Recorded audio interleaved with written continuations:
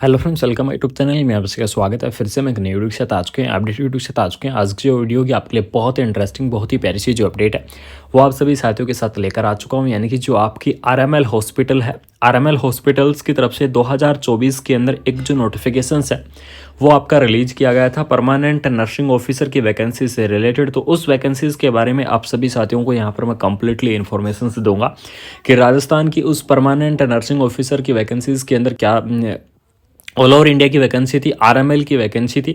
सबसे important update यहाँ पर देख लीजिएगा, आपका जो नोटिफिकेशंस जारी किया गया था 6 मई को, आपका जो नोटिफिकेशंस है वो आपका यहाँ पर जारी किया गया था 2024 के अंदर। और उसके अंदर जो टोटल पोस्ट थी 900 के आसपास, 800 प्लस आपकी जो पोस्ट थी वो उसके अंदर दिखाई गई थी। आरएमएल हॉस्पिटल्स सभी जो कैंडिडेट है आरएमएल हॉस्पिटल्स के नाम से कंफ्यूज हो जाते हैं कि आरएमएल के अंदर, जिन साथियों को नहीं पता है उनको बता देता हूँ कि आपकी एक आरएमएल जो हॉस्पिटल्स है वो आपकी लखनऊ के अंदर है और दूसरी आपकी जो आरएमएल हॉस्पिटल्स है वो आपकी दिल्ली के अंदर है। ठीक है, तो जो यहाँ पर जो आपका नोटिफिकेशंस जारी किया गया था वो आपका नोटिफिकेशंस जारी किया गया था आरएमएल हॉस्पिटल्स दिल्ली का ऑफिशियल नोटिस वहाँ पर जारी किया गया था। वो नोटिस भी आपको मैं दिखाने वाला हूँ और उस भर्ती को जारी करने का यहाँ पर मांग किया गया था और किस वैकेंसी के साथ वो भर्ती आनी थी उस चीज़ के बारे में डिटेल में चर्चा करेंगे। वीडियो को तक लास्ट तक जरूर देख लीजिएगा, इस वैकेंसीज को कंप्लीटली इन्फॉर्मेशन आपको देने वाला हूँ। Government of India Atal Bihari Vajpayee आयुर्विज्ञान संस्थान एवं डॉक्टर राम मनोहर लोहिया अस्पताल न्यू दिल्ली, यानी कि आप देख लीजिएगा आरएमएल हॉस्पिटल्स न्यू दिल्ली की जो वैकेंसी है वो आपकी यहाँ पर रहने वाली है। इसके अंदर आपको इसका जो एडवर्टाइजमेंट नंबर भी दिए गए थे, डेट भी यहाँ पर आपकी मेंशन कर दी गई है। सबसे मेन और इम्पोर्टेंट चीज़ इसका सब्जेक्ट देख लीजिएगा कि creation of the additional post of nursing cadre doctor RML hospitals new Delhi, यानी कि आरएमएल हॉस्पिटल्स न्यू दिल्ली के अंदर नर्सिंग कैडर या फिर नर्सिंग ऑफिसर की पोस्ट है उनको क्रिएशंस किया जाए। ठीक है, as per SIU norms registrations के साथ साथ कौन कौन सी वहाँ पर पोस्ट दी गई थी। सीनियर नर्सिंग ऑफिसर की पोस्ट थी, परमानेंट नर्सिंग ऑफिसर की पोस्ट थी और असिस्टेंट सुपरिटेंडेंट की पोस्ट थी। ठीक है, तो इसके अंदर देख लीजिएगा असिस्टेंट जो आपका नर्सिंग सुपरिटेंडेंट की पोस्ट थी, लेवल 6 के आधार पर आपको सैलरी दी जाएगी। सैलरी आपकी बहुत ही अच्छी खासी रहने वाली है। लेवल 6 की अगर मैं बात करूँ तो लगभग आपको 1.5 लाख के आसपास जो सैलरी है वो आपकी पहुंच जाएगी। टोटल आपकी 66 यानी कि 66 आपकी पोस्ट रहने वाली है।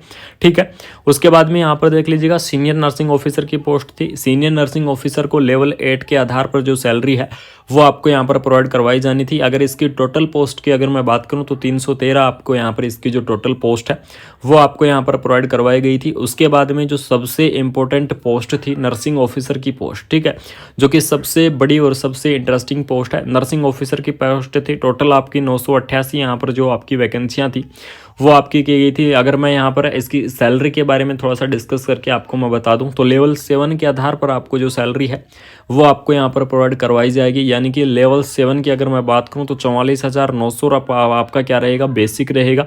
उसके बाद में टीए रहने वाला है, डीए रहने वाला है, एचआर रहने वाला है और आपके जितने भी अनाउंस है वो सभी अनाउंस आपको यहाँ पर देखने को मिल जाएंगे और बहुत ही प्यारी सी भर्ती रहने वाली है। परमानेंट नर्सिंग ऑफिसर की जो पोस्ट है वो आपको यहाँ पर देखने को मिलेगी आरएमएल हॉस्पिटल्स न्यू दिल्ली की तरफ से। इस चीज़ को जरूर से आप ध्यान में रख लेना, आरएमएल हॉस्पिटल्स न्यू दिल्ली की तरफ से जो वैकेंसी है वो आपको यहाँ पर प्रोवाइड करवाई गई है। कौन कौन कैंडिडेट इस वैकेंसीज के लिए एलिजिबल्स रहेंगे, तो इस वैकेंसीज के लिए जो बीएससी नर्सिंग कैंडिडेट है वो भी इस वैकेंसीज को पोस्ट को अप्लाई करेंगे। जो पोस्ट बीएससी नर्सिंग कैंडिडेट है वो भी इस वैकेंसीज को अप्लाई करेंगे। जो कैंडिडेट एमएससी कर रखे हैं वो कैंडिडेट भी क्या करेंगे, इस वैकेंसीज के लिए एलिजिबल्स रहेंगे। यानी कि नर्सिंग के अंदर अगर आपने डिग्री कर रखा है या फिर आपने डिप्लोमा कर रखा है तो नर्सिंग के अंदर डिग्री और डिप्लोमा वाले सभी कैंडिडेट अप्लाई करेंगे।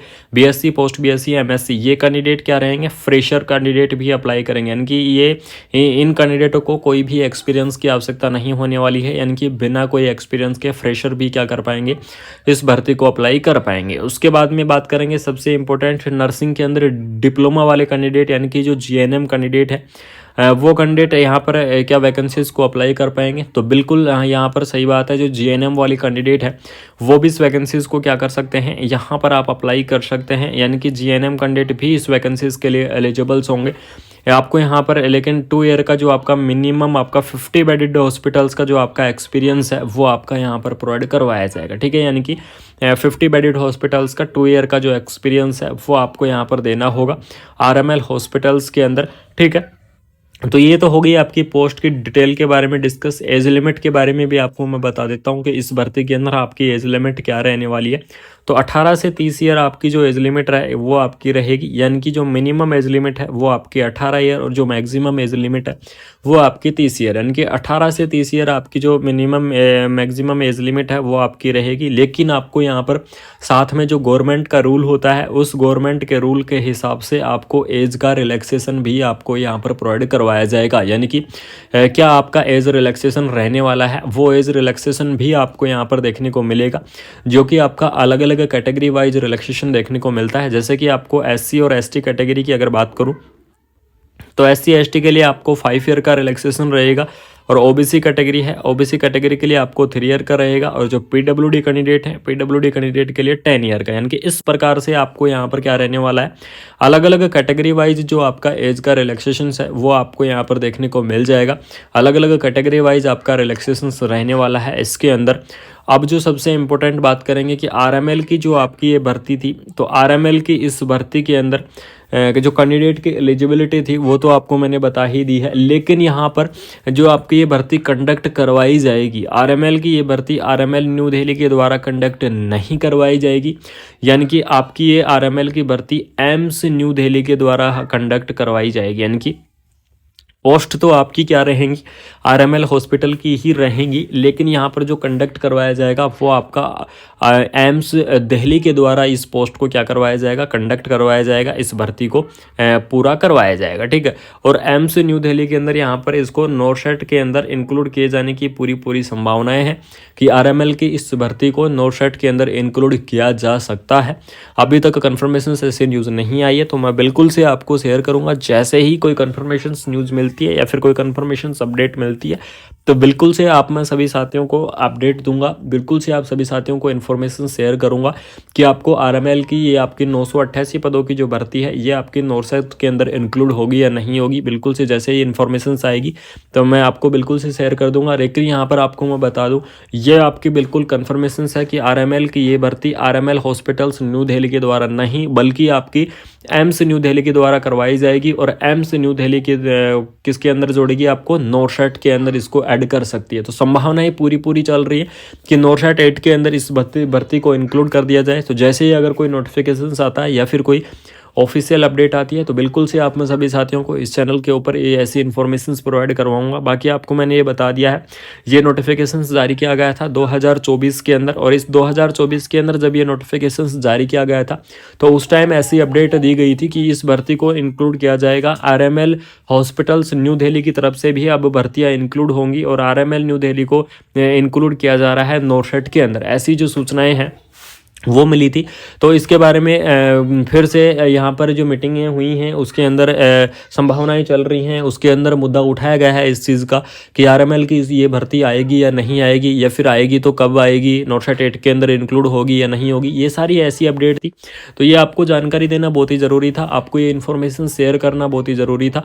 तो अगर आपको ये इन्फॉर्मेशन अच्छी लगी, अगर आपको आरएमएल हॉस्पिटल्स की यानी कि आरएमएल हॉस्पिटल न्यू दिल्ली की अगर आपको ये इन्फॉर्मेशन अगर ये भर्ती आपको अच्छी लगी तो आपको क्या करना है, जो भी मेरे प्यारे साथी नए जुड़े हैं इस चैनल के साथ वो चैनल को क्या करें, सब्सक्राइब करके और बेल आइकन को प्रेस कर लीजिएगा, जिससे आपके लिए ऐसे ही अपडेटेड वीडियो और ऑल ओवर इंडिया की नर्सिंग की जितनी भी अपडेट है सभी अपडेट आपको मैं टाइम से लाता रहूँगा, टाइम से आपको इन्फॉर्मेशन देता रहूँगा। और साथ ही साथ आपको मैं एक जो सबसे बड़ी इन्फॉर्मेशन और दे दूँ कि आपको यहाँ पर नोरसेट 8 के अंदर यानी कि नोरसेट 8 के अंदर कितनी भर्तियाँ इंक्लूड होंगी, कौन कौन सी आपकी सेंट्रल गवर्नमेंट हॉस्पिटल्स इंक्लूड होने वाली है, कौन कौन सी आपकी मेडिकल कॉलेज इंक्लूड्स होंगी, तो वो सभी आपके लिए फुल डिटेल वीडियो बहुत ही जल्द आप सभी साथियों के साथ लेकर आऊँगा इस चैनल के ऊपर।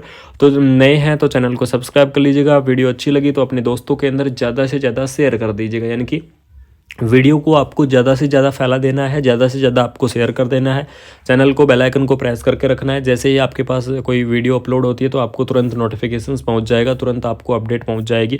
और आपको ऐसे ही एक जेन्युइन इन्फॉर्मेशन के साथ, एक जेन्युइन अपडेट के साथ आपको regularly Kumar Manish education channel के माध्यम से अपडेशंस मिलती रहेंगी, रेगुलरली आपको अपडेट देता रहूँगा।